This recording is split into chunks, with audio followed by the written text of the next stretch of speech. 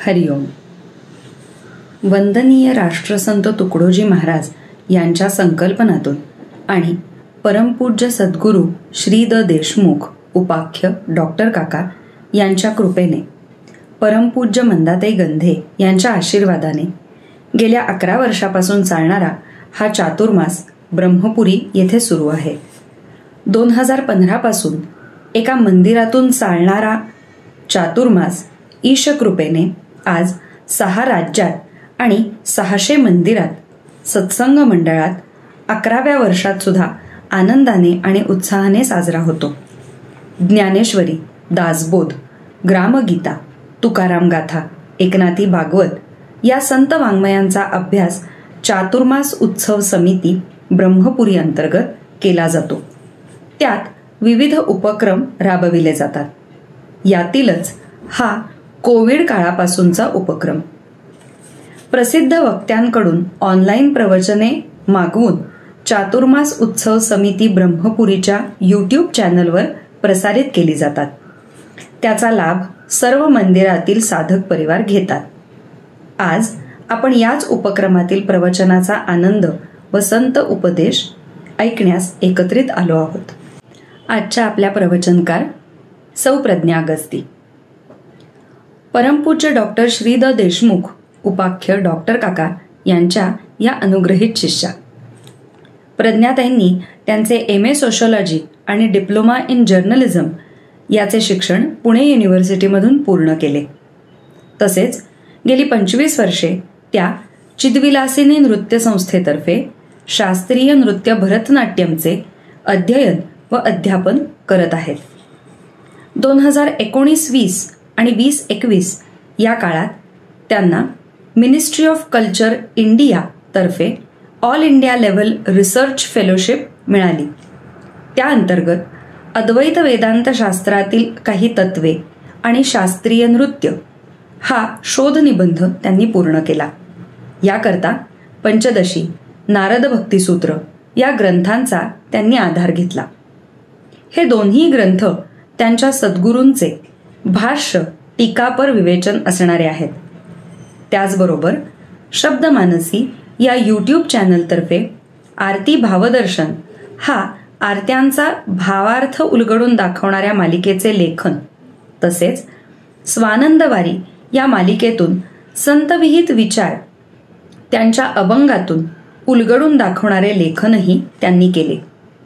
सद्गमय a journey towards truth हा blog त्यांनी सुरू केला आहे, ज्यामध्ये मागील 1 वर्ष परमार्थातील शास्त्रीय संकल्पना आणि प्रक्रिया स्पष्ट करून सांगितल्या आहेत. नामसाधन शिबिराचे आयोजन करून त्यामधून नाम महात्म्य अधोरेखित केले. तसेच मागील वर्षी सज्जनगडावर जीवनाचे सार्थक हा विषय घेऊन वर्गाचे आयोजनही केले. अमेरिका स्थित साधकांसाठी हरिपाठ व आत्माराम या ग्रंथांचे ऑनलाईन वर्ग त्या घेत आहेत. त्याचप्रमाणे मनाचे श्लोक, दासबोध, श्रीमद भगवद्गीता याचेही त्या वर्ग घेतात. अवलोकन मासिक नाशिक, सज्जनगड पत्रिका, भक्तियोग शिवगड मुरगुड येथे पारमार्थिक विषयावर त्या लेखनही करतात. ह्याचप्रमाणे त्यांनी अमेरिकेतील बॉस्टन आणि डलास या शहरांमध्ये मनाचे श्लोक आणि आरती भावदर्शन यांची काही प्रवचने घेतली. आजच्या प्रवचनासाठी प्रज्ञाताईंनी तुकाराम गाथेतील 760वी ज्ञानपर ओवी आणि 1026वी नामपर ओवी निवडली आहे. आज स्मिताताई डोरले ह्या भजन सेवा देणार आहेत. सद्गुरुनाथ महाराज की जय. नामाचा गजर गरजे भीमातीर, जय जय भीमातीर. महिमा साजे थोर, महिमा साजे थोर. तुझ एका साजे थोर, एका महिमा थोर तुझ एका. नामाचा गजर रिद्धी सिद्धी दासी अंगण झाडीती उच्चिष्ट काढीती मुक्तिचारी मुक्तिचारी मुक्तिचारी नामाचा गजर नामा म्हणे देव ऐसा हो कृपाळू करीतो सांभाळू अनाथांचा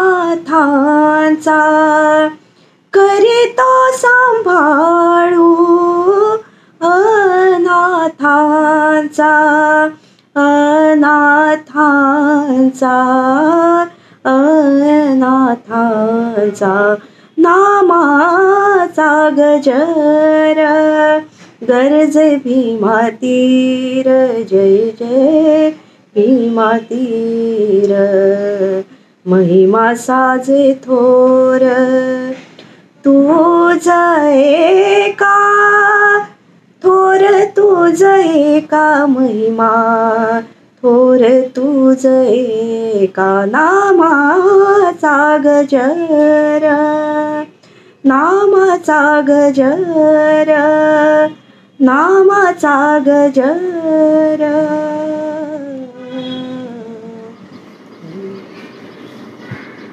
ब्रह्मानंदं परमसुखदं केवलं ज्ञानमूर्तिं द्वन्द्वातीतं गगनसदृशं तत्त्वमस्यादिलक्ष्यम् एकं नित्यं विमलमचलं सर्वदी साक्षिभूतं भावातीतं त्रिगुणरहितं सद्गुरुं तं नमामि. शुकासारिखे पूर्णवैराग्य ज्याचे वसिष्ठा परिज्ञान योगेश्वराचे कवी वाल्मिका सारिखा मान्य ऐसा नमस्कार माझा सद्गुरु रामदासा. जय जय रघुवीर समर्थ. माझे सद्गुरू डॉक्टर श्री कृष्ण देशमुख उपाख्य डॉक्टर काका यांना मी साष्टांग नमस्कार करते. मंदाताईंना साष्टांग नमस्कार करते. सविताताईला साष्टांग नमस्कार करते.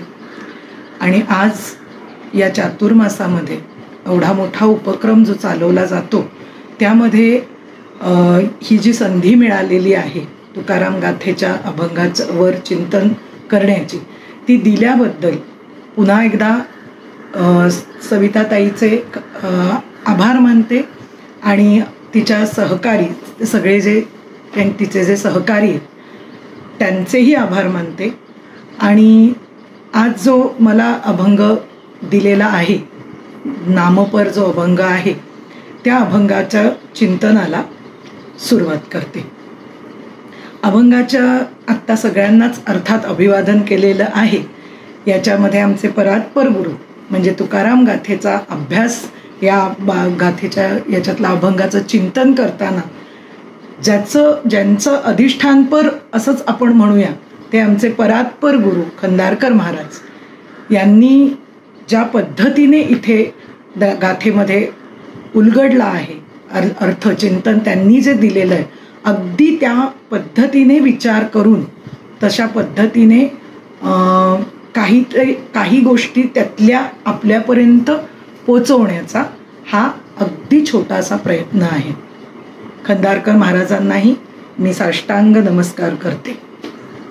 आता जो माझा नामपर अभंग दिला आहे तो अभंग आधी वाचून दाखवते आणि मग आपण या चिंतनाला सुरुवात करूया. हरिनामाचे करुणी तारू भवसिंधू पार उतरलो फावले फावले आता पायी संता विनटलो. हरिनामाचा शस्त्र घोडा संसार गाडा छेदिला हरिनामाचे धनुष्य कांडे विन्मुख तोंडे कळी काळ. येण्याची बळे सरते आम्ही हरीचे नामे लोके तिन्ही तुका म्हणे झालो साचे श्री विठ्ठलाचे डिंगर. अर्थात हा सगळा अभंग जेव्हा आपण आता हरिनामाचे करुणी तारू असं म्हटल्या क्षणी आपल्याला लक्षात येत आहे की संपूर्ण अभंग हा हरिनामाचं महात्म्य सांगणारा आहे. हरिनामाचं महात्म्य म्हटल्यावर आधी आपल्याला हरी म्हणजे कोण हे पहिलं जाणून घ्यावं लागतं. तर ज्ञानोबांनी आपल्याला हरिपाठामध्ये हरीची म्हणजे 25-30 अशी नावं आहेत म्हणजे त्याचे अर्थ आहेत असं सांगितलंय. खरं तर विविध, मोराला पण म्हणतात, वेगवेगळे अर्थ आहेत. पण आपल्याला जो अर्थ इथे अपेक्षित आहे आणि जो आपल्याला संदर्भाने घ्यायचा आहे तो म्हणजे हरण करणारा हरी. हरण करणारा हरी म्हणजे कोण? कारण आपल्याला नामाच्याकडे जायचंय तर तो हरी निश्चित कोण आहे हे जाणून घेतल्याशिवाय आपण हरिनाम घेतो असं नुसतं जर म्हटलं तर नक्की काय करतो याचा प्रश्न आपल्यालाच सुटत नाही. म्हणून हे आपण साधारणपणे विचार करायचा की मग ज्ञानोबांनी आपल्याला सांगितलंय की हरण करणारा जो हरण करतो त्याला हरी म्हणायचं. मग हरण कशाचं करतो? सगळ्यात महत्वाची गोष्ट हरण करतो लक्षात आलं. पण मग हे हरण कशाचं आहे? तर ज्याचं अज्ञानाचं हरण करणारा हरी. अज्ञान कुणाला आहे हा पुढचा प्रश्न आला. मग अज्ञान जे आहे ते आपणा सगळे जे आपण आत्ता या सगळ्या हरिनामाची नौका हा भवसिंधू पार करायला ते उपयोगाला येणारे हे जे तुकोबा इथे सांगताय त्यासाठीच आपण हा चातुर्मासात हा जो सगळा अभ्यास केला तो त्या करताय. मग या अभ्यासात अज्ञान कुणाला आहे? माझ्यासारख्या जीवाला अज्ञान आहे हा आपल्या सगळ्यांना. मग हा अज्ञानाचं हरण करणारा जो आहे तो हरी आहे. मग अज्ञानाचं हरण करणारा जो हरी आहे जे मला अज्ञान आहे, जेव्हा आता मी मला म्हणते ते आपण सगळे आलो त्यामध्ये. मग आपल्याला जर अज्ञान आहे तर ते कुठलं अज्ञान आहे हा विचार केला पाहिजे. कारण या छोट्या छोट्या गोष्टी जेव्हा आपण जाणून घेतो तेव्हाच आपण निश्चित आपल्याला संत जे सांगतायत कुठलं जे साधन देत आहेत ते साधन समजून उमजून करण्याची शक्ती आपल्यामध्ये येते. आणि म्हणून अज्ञान जर कशाचं म्हणजे अज्ञान घालवायचं आहे ते आपलं आहे, पण अज्ञान नक्की कशाचं आहे? तर अज्ञान सगळ्यात महत्वाचं आपल्याला आपल्या स्वरूपाचंच अज्ञान आहे. मग स्वरूपाचं अज्ञान म्हणजे काय? म्हणजे अज्ञान आहे म्हणजे काय की एक खरं सांगायचं तर आपण सगळे स्वरूपाने एकच आहोत. मग ते कोण आहोत? सगळे संत सद्गुरू आपण कोण आहोत सांगतात? तर आपण केवळ आणि केवळ आत्मतत्व, आत्मा, त्यालाच ब्रह्म म्हणतात. त्यालाच भक्तीच्या भाषेत राम, कृष्ण, हरी, दत्त, शिव हे जे सगळं म्हणतात तेच आपण स्वरूपाने सगळे एकच आहोत. एकमेव अद्वितीय तत्व. पण आत्ता आपल्याला जर विचारलं तर आपण काय म्हणतो? आपली नावं आठवा की मी ही, मग मी कोण करते? मी असा व्यवसाय करते. मग मी काय? मी ह्याची आई, मी त्याची बायको, किंवा पुरुषांनी पुरुषांच्या भूमिका. पण या भूमिका आहेत असं लक्षात न घेता आपण ते म्हणजेच मी असं जे मानून चालतो त्याला अज्ञान म्हणायचं. आणि त्यालाच शास्त्रीय भाषेत काय सांगितलं की हा जो देह आहे तो मी आहे. म्हणजेच काय? मी म्हणजे देह हे मुळातलं अज्ञान आहे. हा देह म्हणजे मी म्हणजे देह. मग हा देह ज्या जगात आहे ते जग आहे, ते सत्य आहे.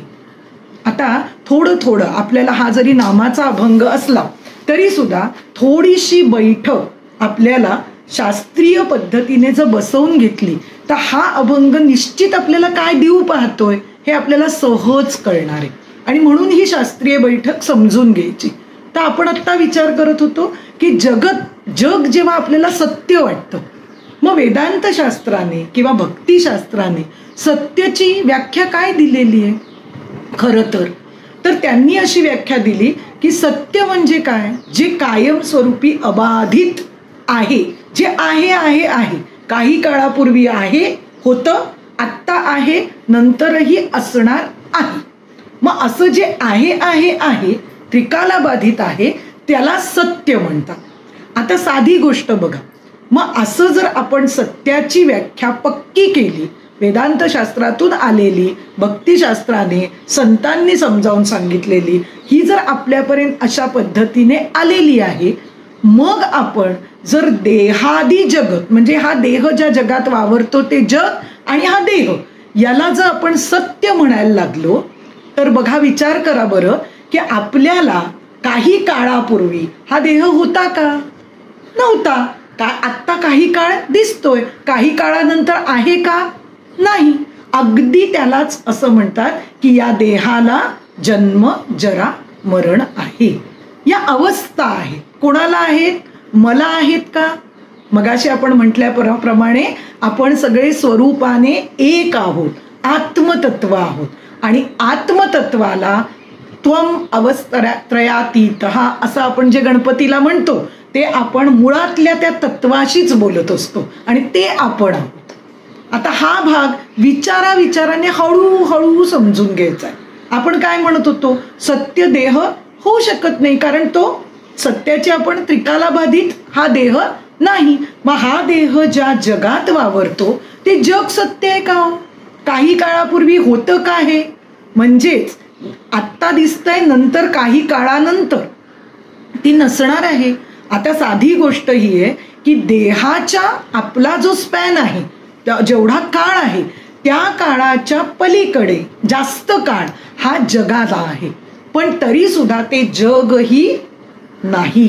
जशा या देहाला अवस्था आहे तशा जगाला उत्पत्ती, स्थिती आणि लय या 3 अवस्था आहेत. काही काळापूर्वी उत्पत्ती होते, स्थिती आणि लयाला जातं. मग अशा दोन्ही गोष्टींना, देहाला आणि जगाला, आपण सत्य मानू का? आणि जर आपण त्याला सत्य मानलं तर त्याला अज्ञान असं म्हणतं. की आपण त्या अज्ञानात राहतो की हे सगळं सत्य आहे आणि मग त्यामध्ये मी करणारा, मी करता, भोगता असं मानतो. मी करते, मी भोगते. साध्या साध्या गोष्टी असतात, रोजच्या जीवनातल्या आपण लावून घेऊ शकतो. व्यावहारिक सत्तेत हे सगळं बरोबर आहे बरं का. संतांनी असं सांगितलंय 3 सत्ता असतात: व्यावहारिक सत्ता, प्रातिभासिक सत्ता आणि पारमार्थिक सत्ता. अभ्यास करताना आपण पारमार्थिक सत्तेचे विचार बेस मुळाशी ठेवून करायचा असतो. व्यावहारिक सत्ता जशी कर्तव्य करायची तशीच करायची, ते मान्य अजिबात बाजूला सारून करताच येणार नाही. पण मुळात आपल्याला संत काय सांगतायत? ही व्यावहारिक सत्ता कर्तव्य बुद्धीने करावी. आणि ती कर्तव्य बुद्धी आपल्याला उपयोगाला कुठे येते? हे अज्ञान बाजूला हळूहळू सारायचं असेल तर प्रपंचात आपल्याला कर्तव्य बुद्धीने प्रेमाने करायचं असतो. ते कधी घडतं? केवळ आणि केवळ जेव्हा आपण हरिनामाचा आधार घेतो तेव्हा या गोष्टी हळूहळू घडायला लागतात. एवढा सगळा विचार आपण, फक्त एकच विचार आत्ता आपण बघितला की अज्ञान आपल्याला आहे, ते मूळ अज्ञान बाजूला करायचं असेल तर त्यासाठी मी काय करावं? मी काय करावं याच्यासाठी मला हा अभंग जो दिलाय त्याच्यात तुकोबा आपल्याला काय सांगू पाहताय, या पद्धतीने आता आपण हा विचार करणार आहोत. म्हणजेच आपल्याला आता एक लक्षात आलं की मुळात जे अज्ञान आहे, आता ते कुठलं परत पुन्हा पुन्हा करायचं त्यालाच अभ्यास म्हणतात. तर मग काय आहे? मी देह, जग सत्य आणि मी करता भोगता, हे 3 गोष्टी जे आहेत तेच मुळातलं आपलं अज्ञान आहे. ते अज्ञान दूर सारायचं असेल तर त्याला नाम हे अत्यंत मोठं साधन आणि सुलभ, फुकाचे सगळे शब्द संतांचे आहेत बरं का. हे सगळं हे साधन आपल्याला परिपूर्ण असं साधन आपल्याला संतांनी सुचवलेलं आहे. आणि तळमळीने करी लाभाविण, ऐसी कळवळ्याची जाती करी लाभाविण प्रीती, असं संतांच्या बाबतीत म्हणतात. तर मग आता ज्यावेळी आपण अभंगाला पर्टिक्युलर अगदी सुरुवात करणार आहोत, त्यामध्ये पहिलं चरणच काय सांगतंय? हरिनामाचे करुनी तारू. आता बघा, म्हणजे आपण ज्यावेळी म्हटलं हरिनामाचे तारू म्हणजे ते काहीतरी तारणार आहे. मग कशातनं तारू हा प्रश्न आपल्याला पडतो. मग तो भवसिंधू पार उतरलो. तुकाराम महाराज काय म्हणतात? या सगळ्या संसाराला भवसिंधू म्हटलेलं आहे. भवसिंधू म्हणजे काय आहे? सुख दुःखाचा सागर. हे आपण आपल्या शब्दात करून घ्यायचं. सतत काहीतरी सुख आहे, दुःख आहे, दुःख आहे, सुख आहे, सतत द्वंद्वमय चालू आहे, द्वैत आहे. तर शांत, तृप्त, समाधान हे सगळं आहे का? कधीतरी आहे, कधीतरी नाही. याला म्हणायचं द्वंद्वमन. मग सुख दुःखाची घडी सारखी चालू आहे अशा बाबतीत या गोष्टीला आपण भवसिंधू हे आपल्या अर्थाने बघतो. कारण कसं आहे, हा अभ्यास करताना आमच्या डॉक्टर काकांनी कायम सांगितलेलं आहे, संतांचा ज्यावेळी संत मुखातून आलेले शब्द एक तर तेजाक्षर असतातच, पण ती गोष्टी वाचताना, तो अभ्यास करताना समजून उमजून केला म्हणजे कसा की त्याचा मला माझ्या प्रपंचात काय उपयोग, हा प्रश्न पहिला विचारायचा. आणि मग आपल्याला आपोआप त्या अभंगाचं, संतांचं मनोगत कळायला लागतं की निश्चित ते आपल्याला काय देऊ पाहताय. अशा पद्धतीने अभ्यास केला तर आत्ता इथे वापरलेला भवसिंधू हा आपण आपल्या दृष्टीने ट्रान्सलेट केलेला, रूपांतरित केलेला अर्थ आहे. किंवा आपल्याला काय म्हणायचं इथे, त्यांनी तुकाराम महाराजांनी अनुभव सांगतायत महाराज, आणि ते म्हणतायत माझा पार, मी भवसिंधू पार केला कशाने? हरिनामाचे तारू.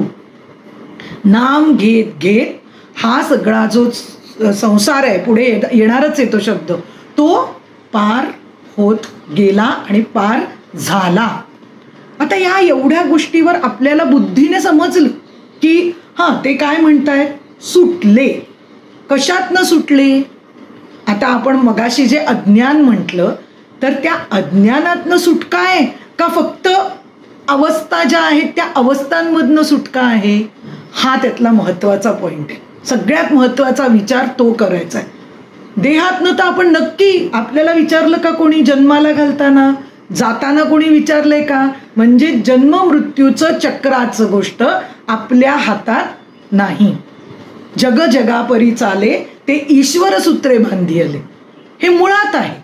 मग ईश्वराने जर हे केलं असेल तर जन्म मृत्यू जर माझ्या हातात नाही तर मधला काळ माझ्या हातात आहे का हो? तर निश्चित नाही. मग तरी मग इथे हरिनामाचे तारू हे कशातनं म्हणतायत? हा जो, म्हणून या संसाराला सरयेती इति संसार, जो सरतो त्याला संसार म्हणतात. म्हणजे जो नाशवंत आहे त्याला संसार म्हणतात, जो नाशवंत आहे. आणि अशा नाशवंताशी जर आपण चिकटून राहिलो तर विचार करा, आपल्याला सतत जन्ममरणाचं चक्र कायमस्वरूपी आहे. पण अशाच नाशवंताला मी समजून उमजून बाजूला केलं म्हणजेच काय, जे जे नाशवंत आहे त्यालाच समर्थांनी असार शब्द वापरलेला आहे. सार असार, सारासार विवेक, संतांचे संगती मनोमार्गे गती, आकळावा श्रीपती येणे पंथे. संतांचे संगती मनोमार्गे गती, किती छान पद्धतीने सांगितलं की संत जे सांगतायत त्या बरोबरीने जर आपण विचार केला, आकळावा श्रीपती म्हणजे कोणी विष्णू आपल्याला काय कुठली चक्र धरून असा पितांबर नेसलेला असा येणार आहे का आपल्या समोर? तर मुळीच नाही. आकळावा म्हणजे ज्ञानपूर्वक जाणीव त्याची होते की ते तूच आहेस. हा इतका महत्वाचा भाग, हरिनाम रूपी नौका, याचा अर्थ हाच आहे की हरिनाम रूपी ही जी दिलेली नामाचे करुणी तारू म्हटलेलं आहे, तर हरिनाम हेच आपल्या जीवनाचं केंद्रस्थान बनणं आवश्यक आहे हे इथे सांगितलं जातंय. पण आपल्याला तो विचार करताना हरिनाम नुसतं घ्यायचं का हो? येता जाता काही न समजून घेता नुसतं घेतलं तर काय होईल? फक्त पुण्य जमा होईल आणि पाप पुण्य समान झालं की हा नरदेह मिळतो. म्हणजे पुन्हा काय झालं? इथेच आलो. मग असं आपल्याला उगाच कसंही घ्यायचं नाहीये. मग हे हरिनाम तारणारं असेल तर नक्की तारणारं हरिनाम मी कसं घ्यावं हा प्रश्न आपल्याला पडला पाहिजे. जेव्हा या पहिल्या चरणातच भवसिंधू त्याचा परिणाम काय आहे, जर समजून उमजून मी नाम घेतलं तर या भवसिंधू म्हणजेच सुख दुःख म्हणजेच अनुकूल प्रतिकूल भावातनं उमटणारा हा जो हे सुख दुःख आहे जे जन्म मरणाच्या चक्रात टाकतं, त्याच्यातून माझी सुटका होणार आहे हे पहिल्याच चरणात सांगितलं. पण मग मला आता हे हरिनाम घ्यायचं कसं हा अभ्यास आहे. इथे आपल्याला संत अनुभवातनं पोचवतात. ते कसं पोचवतात? आता बघा, आपण चातुर्मासाचं तुम्ही सगळ्यांनी अभ्यास या पद्धतीने केलेला आहे. चातुर्मास आहे म्हटल्यावर नेमाने काही गोष्टी केल्या, पण नेमाने करताना आपला त्याच्या आधाराला विचार जर झाला असेल तर विचाराने आपण ते आपल्या जीवनात उतरवू शकतो. नुसतं पारायणांना अर्थ नाही, हे आमचे सद्गुरू सांगतात बरं का. हे ज्याच्यामध्ये कुठलाही स्वतःचा शब्द नाही. पारायणांना नुसता अर्थ का नाही? तर रोजचं रोज मी त्या पद्धतीने बसले, ती वेळ पाळली, तशा पद्धतीने केलं, पण समजलं काहीच नाहीये. काय सांगा बरं? रोजची भाजी आपण घेतो, ताजी भाजी निवडून घेतो की नाही? का घेतो? तर ती ताजी भाजी घेतली की त्यातली जी पोषण मूल्य आहे, सगळ्यांचा विचार काय असतो की तसं पोषण मी ज्यांना खाऊ घालते किंवा मी खाते तर मला त्याच्यातनं पोषण व्हायला हवं. मग आपण नाहीतर सोडून देतो का? तर त्यासाठी आपण ते निवडून घेतो. बरोबर आहे की नाही? मग असाच ज्यावेळी आपल्या समोर जेव्हा हरिनामाचे तारू हा विचार दिल्यानंतर त्याच्यातलं जसं पोषण हवं असतं तसं संत जेव्हा हे सांगतायत तेव्हा त्यांचे विचार आपल्यासाठी पारमार्थिक सत्तेत म्हणजेच भवसिंधू तारणार असू, म्हणजे त्या दृष्टीने आपल्याला यावर श्रद्धाच ठेवली पाहिजे. तर मग तसा करण्यासाठी हे पोषण मूल्य आहे. मग हरिनाम हे समजून उमजून घेतलं तरच आपण आपल्या जीवाचं पोषण होणार आहे असा विचार करायचा. मग हरिनाम समजून घेणं, ते कसं समजून घ्यायचं? हा पहिला चरण अतिशय महत्वाचा आहे, कारण पुढे पुढे उदाहरण दिलेलं आहे. तर हा हरिनामाचं 2 पद्धतीने नाम घेतलं जातं. मग त्याचं एक आहे की चालता बोलता नाम घ्यायचं आणि एक असतं ते बैठकीचं नाम घ्यायचं असतं. 2 प्रकारच्या पद्धत आहे. मग चालता बोलता नाम म्हणजे काय हो? की मग रोजच्या जीवनात माझी रोजची कामं ठरलेली असतात. तुझं काय चालू आहे असं वगैरे विचारलं तर रोजचं रुटीन, मग काय रोजचं तर आपलं ठरलेल्या सगळ्या गोष्टी चालू असतात. पण त्यामध्ये विचार करा, मन आपलं कुठे कुठे असतं बरं? हा विचार, साधा विचार जरी केला तरी आपलं एक तर ते भूतकाळाशी तरी निगडीत असतं, नाहीतर भविष्यामध्ये उड्या मारत असतं, असं नक्की. आणि नाम ही एकमेव गोष्ट अशी आहे की जी आपल्याला वर्तमानाशी जोडून ठेवते. आणि म्हणून सगळ्या संतांनी हरिनाम हे दिलेलं आहे. वर्तमानाशी म्हणजे एक तर वास्तव स्वीकारायला लावते आणि वर्तमानाशी जोडून ठेवते. मग वर्तमानाशी जोडून ठेवण्यामध्ये महत्व काय आहे? नाम घेतल्यावर सगळ्यात महत्वाच्या गोष्टी अशा होतात की भूतकाळातल्या गोष्टी, बघा आपल्या सगळ्यांचा स्वभाव असा असतो, भूतकाळातल्या खूप आनंददायी गोष्टी आपल्याला आठवत नसतात. बरेचदा काय आठवतं? साधी एक गोष्ट आहे, आमच्या डॉक्टर काकांनीच दिलेलं हे उदाहरण आहे, पण मुद्दाम सांगते. आजी होत्या एक आणि नातीचं लग्न होतं आणि छान पद्धतीने आजींनी पण छान सगळं नटून थटून बसल्या होत्या. नात आनंदात तिथे स्टेजवर उभी होती, लग्न लागलेलं होतं. अचानक आजी एकदम रडायला लागले.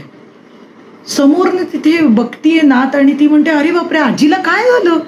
उतरून आली, येते खाली आणि ती म्हणाली, अगं आजी काय झालं बाई तुला, अशी एकदम रडायला का लागलीस बरं?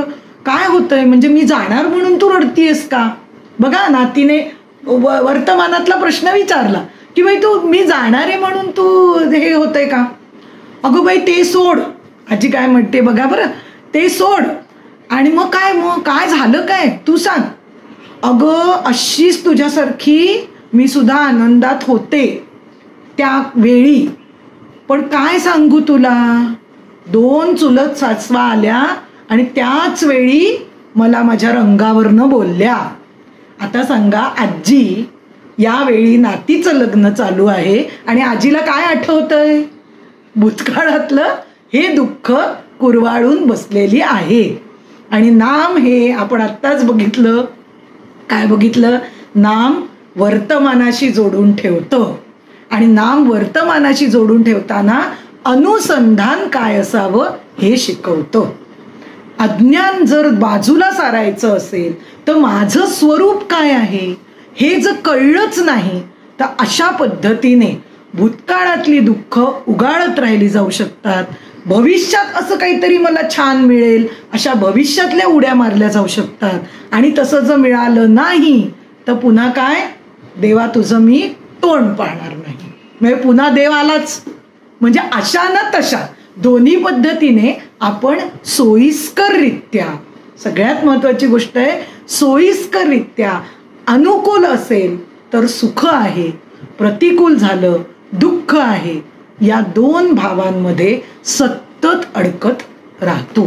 सोयीस्कररित्या आधी ते स्वीकारतो आणि या दोन भावांमध्ये अडकत राहतो.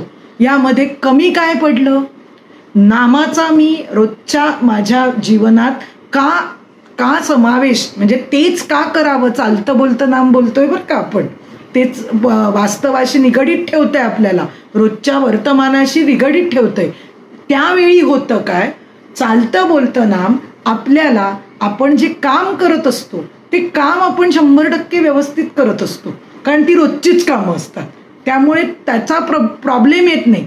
पण मुखी नाम चालू असल्यामुळे आपण आपोआप आपल्याच स्वरूपाच्या अनुसंधानाशी निगडीत असतो, अनुसंधानात असतो.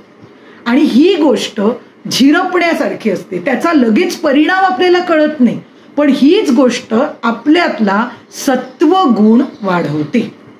हा फार मोठा भाग आपल्याला वर्तमानाशी निगडीत राहिल्यामुळे मिळतो. आणि सत्वात संजायते ज्ञानम हे गीता म्हणते.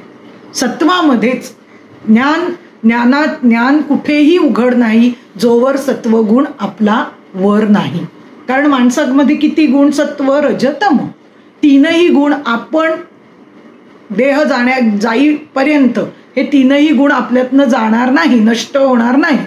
पण मग आपली साधना काय, आत्ता इथे जे म्हणालेत ना तुकाराम महाराज, हरिनाम तारू, हा मला जर अनुभव यायचा असेल तर याकरता माझा सत्वगुण वाढण्याकरता चालता बोलता नाम ही साधना मला करणं आवश्यक आहे. नाहीतर ते तारक आहे हे मला तोवर समजणार नाही. मग लक्षात येतं की आपण कित्येक गोष्टी मनामध्ये, जेव्हा आपण चालता बोलता नामाची प्रॅक्टिस करतो तेव्हा काय घडतं खरं तर, की रोजचे आपले काम, क्रोध, मद, मोह, मत्सर, द्वेष सगळे भाग सूक्ष्मतेने येतातच. विचार कोणी नाही म्हणू नये, आपल्यापैकी कोणी नाही म्हणू नये, येतातच. पण असं ज्यावेळी चालता बोलता नामाचं सत्वगुण ज्यावेळी वर यायला लागतो तसं काम, क्रोध, मद, मोह, मत्सर ह्या गोष्टी खाली बसतात. याचाच अर्थ रजोगुण कमी व्हायला लागतो, तमोगुण कमी व्हायला लागतो. आणि अशा पद्धतीने आपल्याला कळतं हरिनामाचे तारू म्हणजे काय होईल, हळूहळू हा हरिनाम मला माझ्या स्वरूपापर्यंत पोचवणारे. मग ते स्वरूप कसं बरं असेल, काय बरं असेल, काय नक्की माझं अस्तित्व, असे ज्यावेळी हळूहळू अंतर्मनात प्रश्न सुरू होतात तेव्हा आपण चालत्या बोलत्या नामाचा उपयोग हा, की जेव्हा आपण बैठकीचं नाम घेतो, बैठकीचं नाम म्हणजे बसून शांतपणे एका ठिकाणी बसून सोहम साधना, सहा अहम ते म्हणजे मी आहे, अशा पद्धतीचा विचार करून ही स्थिरता कधी येते, जेव्हा चालतं बोलतं नाम आपण त्याची साधना अनुसंधानात राहू तेव्हाच आपल्याला बैठकीचं नाम जमायला लागतं. आणि आता इथे बैठकीच्या नामामध्ये अंतरंग साधना सुरू होते. श्रवण, मनन, निधिध्यासन हे पूर्ण त्या पद्धतीने अंतरंग साधना बैठकीच्या नामात सुरू होते. तो भाग वेगळा आहे. पुढे इथे आपण आत्ता चालतं बोलतं नाम हे एवढ्या पद्धतीने का शिकलो, तर महत्वाचं रोजच्या जीवनात सत्वगुण वाढण्याकरता पहिलं ते करणं आवश्यक आहे. जसं जसं आपल्याला चालत्या बोलत्या नामाचा रोजचा पाठ, रोजचा नेम जमेल तसं तसं बैठकीचं नाम सुद्धा जमायला लागतं. तुझे रूप चित्ती राहो मुखी तुझे नाम, देह प्रपंचाचा दास सुखे करू काम. का गोरोबा काकांनी असं म्हटलं, तुझे रूप चित्ती राहो म्हटलं, का नाही म्हटलं? अजून कोणाचं रूप, एखाद्या व्यक्तीचं रूप चित्ती राहो असं आपण म्हटलं तर काय प्रॉब्लेम आहे? ती व्यक्ती कायमस्वरूपी असणार आहे का? अविनाशी आहे का? अविनाशी तत्व एकच आहे, ज्याला आपण रामतत्व म्हणतो, शिवतत्व म्हणतो, दत्त तत्व, काय जे असतील, काय देवी असेल, जे कोणाचं काय समोर असेल ते त्यांनी मान्य करावं आणि ते एकमेव तत्व अविनाशी आहे. मग रूप कोणाचं? डोळ्यांना काय विषय द्यावा हे बैठकीच्या नामाचं चालू आहे बरं का, की डोळ्यांना विषय कुठला द्यावा? तर केवळ तुझा. डोळ्यांचा विषय, रूपाचा, रूप म्हटल्यावर डोळे आले. मुखी तुझे नाम आला आपला विषय. मुखामध्ये कोण हवं? मुखामध्ये केवळ आणि केवळ तुझं नाम हवं. म्हणजेच महत्वाचा भाग की जे काही काय म्हणूया आपण त्याला, जे गरजेच्या नाहीत अशा गोष्टी बोलू नयेत, हा त्यातला महत्वाचा भाग आहे. म्हणजेच काय? अनुत्पादक, ज्याच्यातून काहीही उत्पन्न चांगलं होतच नाही, शुभ होतच नाही, मंगल होतच नाही, अशा गोष्टी वाणीतून काढूच नाहीत, हा त्यातला महत्वाचा. रोजचं आपण काय बोलतो हा प्रत्येकाने विचार करावा. किती बोलतो प्रत्येकाने विचार करावा. गरज आहे का हा प्रत्येकाने विचार. आणि याच्यासाठी अतिशय सुंदर माध्यम आहे की रोजच्या माध्यम म्हणजे विचार आहे की रोजच्या जीवनात क्रिया प्रतिक्रियांचा खेळ थांबला तरच आपल्याला हरिनाम घेण्यासाठी शांतता मिळते. हा सगळा अभंग आपण आपल्याला लावून घेणार आहोत बरं का. कारण इथे जर तुम्ही वाचलं, तुकाराम गाथा वाचली केलेलाच आहे, त्याचा खालचा अर्थ कळणारच आहे. पण मी माला लावून घेताना काय रोजच्या जीवनात मी करू? क्रिया प्रतिक्रियांचा खेळ, रोजच्या क्रिया, रोजचं जे घडणारे माझ्यासमोर रोज व्यक्ती, घटना, परिस्थिती या वेगवेगळ्या येणारच आहेत. पण त्याच्यासाठी माझ्या प्रतिक्रिया काय असणं आवश्यक आहे? कारण हरिनाम जर मला हरिनामाशी निगडीत राहायचं असेल तर व्यक्ती, घटना, परिस्थिती यांचा जशा येतात त्याचा स्वीकार जर आपण केला, प्रत्येक गोष्टीशी आपलं मन जाऊन चिकटलं तर आपण आत्ता जे इथे तुकोबा सांगतायत ही गोष्ट करू शकत नाही. आणि मग आपल्या गोष्टी काय सुरू होतात? सकाळी 1 तास नाम घेतलं, संध्याकाळी 1 तास छान वाचलं, झाली साधना. मग आमचे डॉक्टर काका म्हणतात मग बाकीच्या तासांचं काय बरं निवाडा करायचा? असं तर चालणार नाही, कारण ही साधना ते बाकीच्या 22 तासांमध्ये काय नक्की विचार केला त्यावरच खरी आहे. मग असं जर क्रिया प्रतिक्रियांचा खेळ आपण जर बंद, हळू हे सगळं सावकाश होतं बरं का, अलगद, सावकाश, हेच त्याला शब्द आहेत. पण ते व्हायला हवेत. जेव्हा इथे आपल्याला तुकाराम महाराज सांगतायत की भवसिंधू मी उतरलो, हे असं एका रात्रीत घडलेली गोष्ट नाही. त्यासाठी अनेक वर्ष, अनेक जन्म, खूप गोष्टी असतात. त्या पद्धतीने विचारांनी, त्या उपासनांनीच हे जमतं.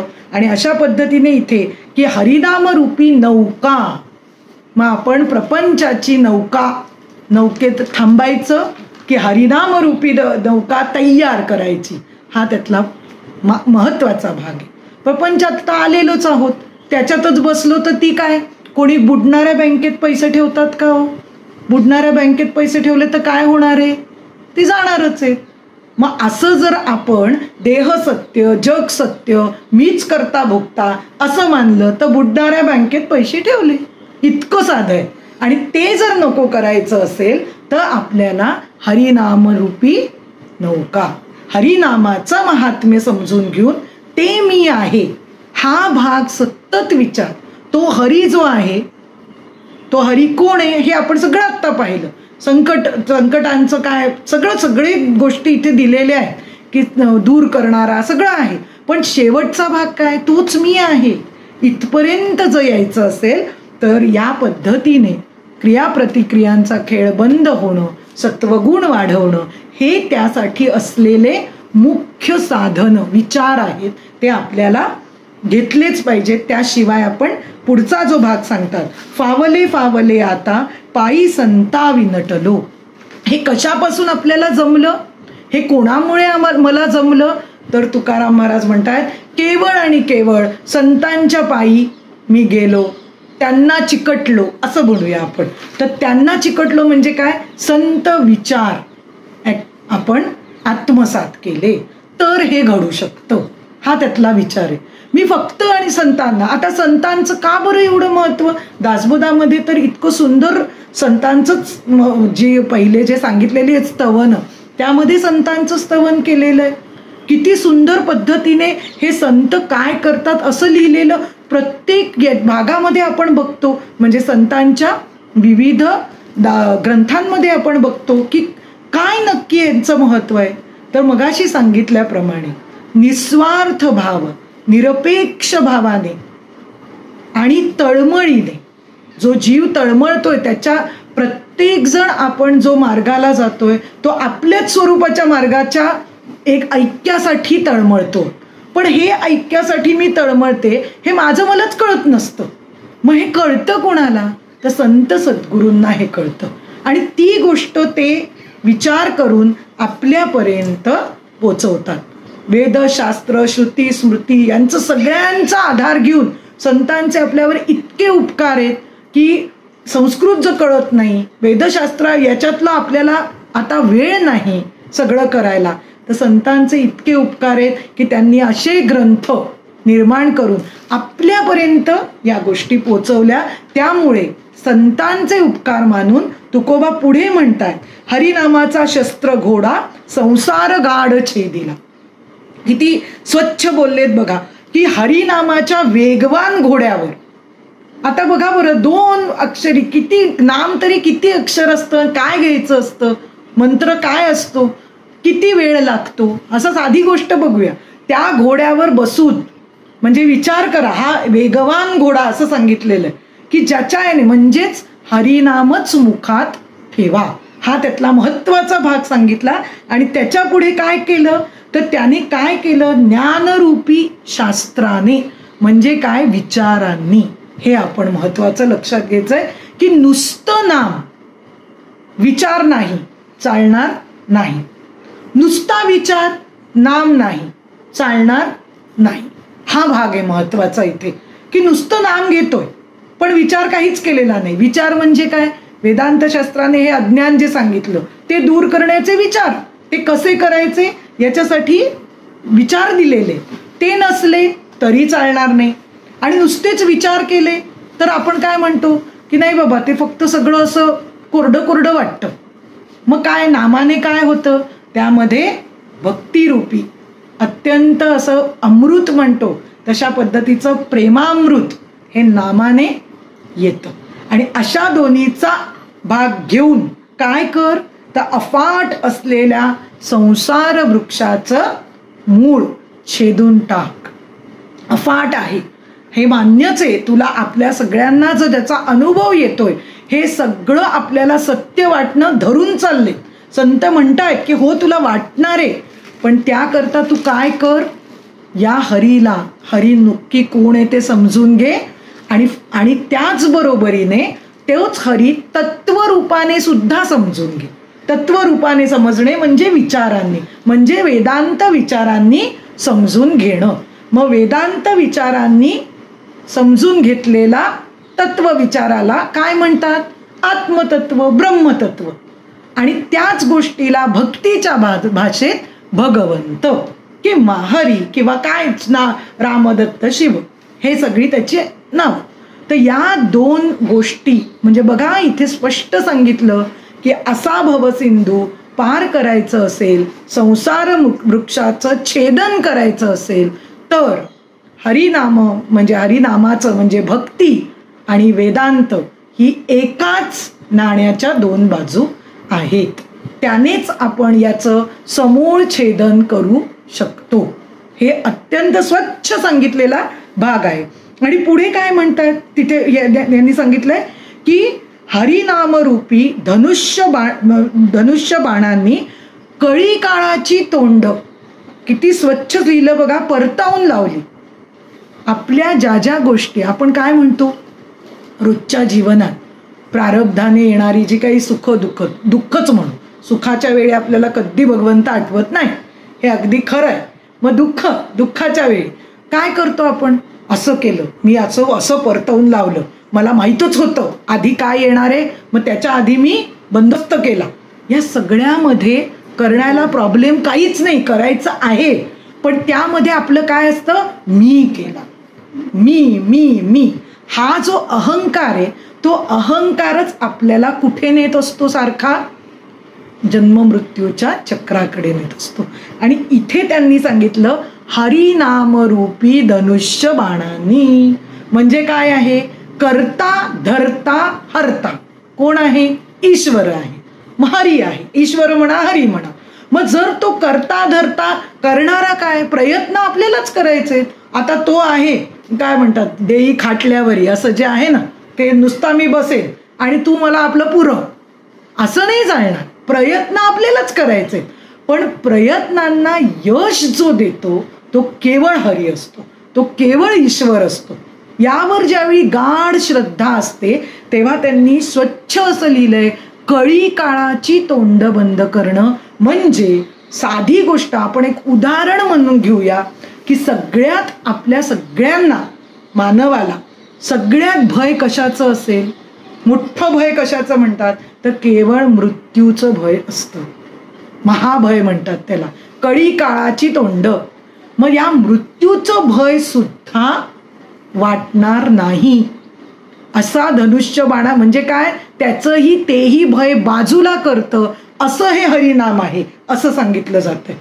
मग आपल्याला आश्चर्य आहे की नाही, मृत्यूचंही भय बाजूला करतो. मग कसं काय, आम्ही तर काय करतो त्यातल्या त्यात रोजचे काय आपले शब्द स्पर्श रूप रस गंध, सत्ता संपत्ती यश कीर्ती प्रतिष्ठा, अशा 10 विषयांमध्ये आपलं जीवन चालू असतं. मग या जीवनात जे काय वर चढ उतार चाललेले असतील त्या चढ उतारांमध्ये आपण काहीतरी खेळत असतो. आणि इथे तर हे सांगतायत हरिनामरूपी जर हरिनाम घेतलं तर महाभय बाजूला जातंय. मग आता इथे विचार आला, महाभय बाजूला होणार, हरीमुळे होणार, हे प्रेमाने, अत्यंत प्रेममय, म्हणजे त्याच्यावर प्रेम असलं तर याची आपल्याला जाणीव होते हे सांगितलं. पण ते प्रेम म्हणजेच काय, सगुणाचे नि आधारे निर्गुण पाविजे निर्धारे. आता सगुणाचा आधार म्हणजे हरीचा आधार घेतला, मग निर्गुणाचा तत्व मिळणार म्हणजे कसा, विचार कसा करायचा, महाभय माझं कसं जाईल. मग आपण नुसता साधा विचार वेदांत शास्त्र सांगतं, जाणारं कोण आहे, येणारं कोण होतं आणि जाणारं कोण आहे. येणारं जाणारं असं जे तत्व आहे ते मी नाही असं वेदांत शास्त्र सांगतं. बघा, येणारं जाणारं कोण आहे, येणारा जो आहे तो देह आहे, जाणारा कोण आहे, देह आहे, थांबणारा कोण होता मधला, देहच आहे. तो देह जो आहे तो नाशवंत आहे. मग मी कोण आहे, हा जो मी तत्व, हे जो तत्व रूपाने मी आहे तो कायम स्वरूपी आहे आहे आहे असा ब्रह्मतत्व मी आहे, आत्मतत्व मी आहे. हा जर आपण विचार पक्का केला तर मला सांगा, मृत्यू कोणाला आहे, देहाला आहे. मला आहे का, नाही, कारण मी जर आलोच नाही तर माझी अज अजर अमर, जन्मालाच जे येत नाही ते जरा कसं होईल आणि ते मरण कसं होईल, त्याला वृद्धत्व येईल का, ते जाईल का. तर ते तत्व जर मी आहे, या हरिनाम याच्यातून आपल्याला उडी कुठपर्यंत विचारांची आहे, कुठपर्यंत ते नेणार आहे की ते तसं जे तत्व अज अजर अमर आहे ते तत्व तू आहेस असं सांगतायत. कळी काळाचं जेव्हा आपण विचार केलेला आहे ते महामृत्यूचं भय जे आहे ते भय तेव्हाच बाजूला होतं जेव्हा आपल्याला स्पष्ट कळतं की मी जाणारा नाही. कारण वेदांतशास्त्र, भक्तिशास्त्र काय सांगतं, मी जन्मालाच जर आलेलो नाही तर जाणार कोण, जरा कोणाला आहे, देहालाच आहे. येणारा कोण होता, देह, तो जीव जो जन्माला अज्ञानातनं आला. हा खूप मोठा विचार आहे, पण हे महाभय दूर होण्याकरता हरिनामाचं धनुष्यबाण असणं हे गरजेचं आहे. पुढे काय सांगितलं, तिन्ही लोकांमध्ये हरिनामाच्या सामर्थ्याने मला प्रतिष्ठा मिळाली.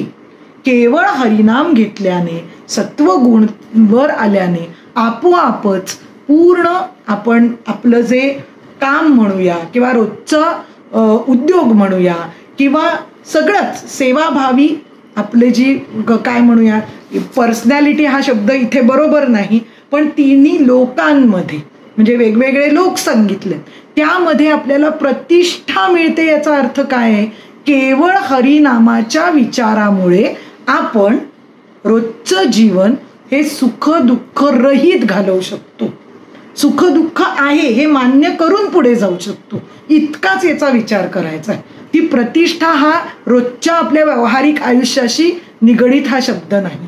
प्रतिष्ठा मिळते याचा अर्थ हरिनामामध्ये गुंतल्यामुळे, पूर्ण त्यामध्येच रमल्यामुळे, त्याच्या मुळाशी गेल्यामुळे आपण वेगळा विचार करत नाही.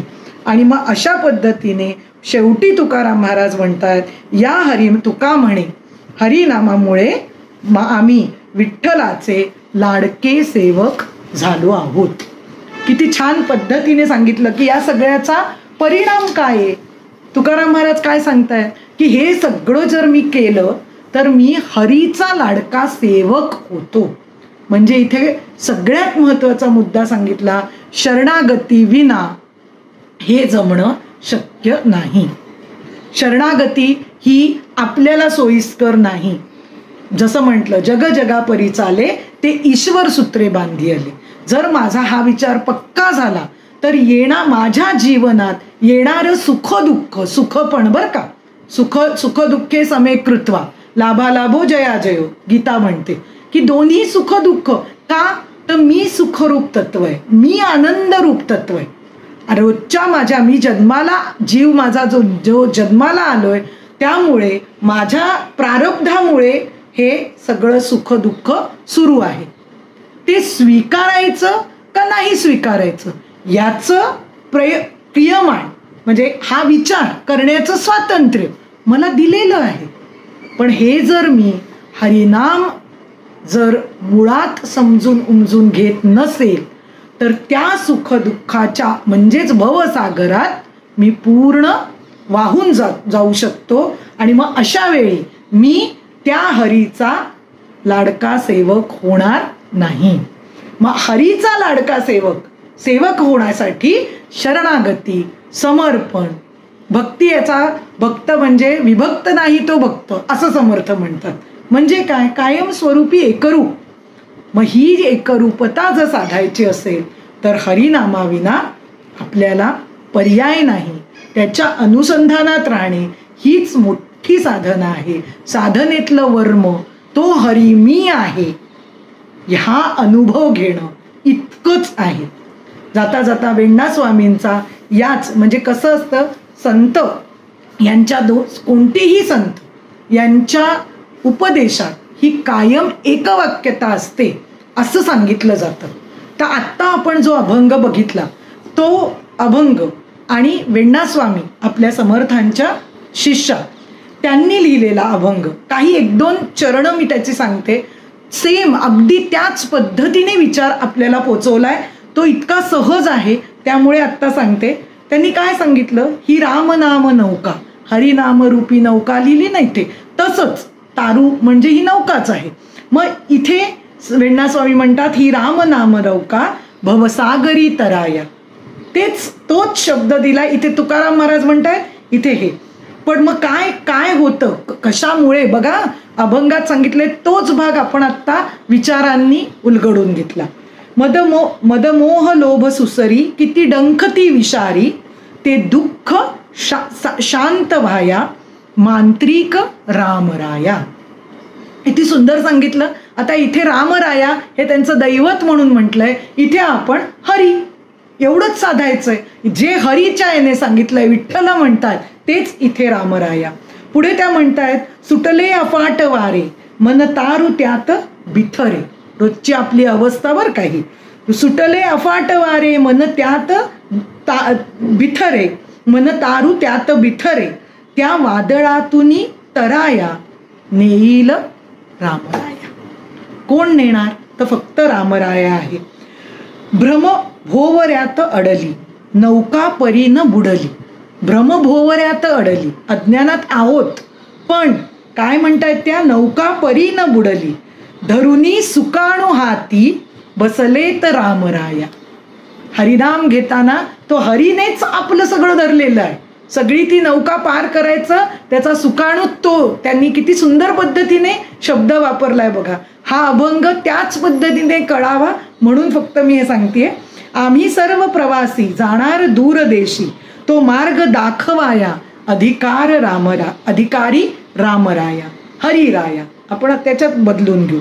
हा देह नाशवंत, जाण्यास ना समर्थ, तारी तारी रामराया, दिनदास लागे पाया.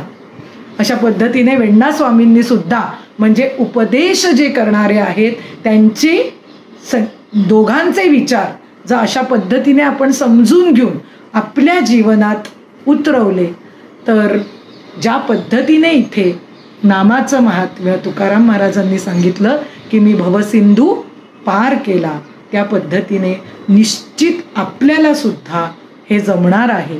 आणि या पद्धतीने हे या विचारांनी हे या प्रेमाने म्हणजे भगवंताचं म्हटलं की प्रेम भक्ती आणि ब्रह्म म्हटलं की विचार, या दोन्हीची सांगड घालून आपण आपल्या जीवनात हे असे विचार करावेत याचं बळ आपल्या सगळ्यांना प्राप्त व्हावं ही माझ्या सद्गुरूंकडे मी प्रार्थना करते आणि आजचं हे चिंतन थांबवते.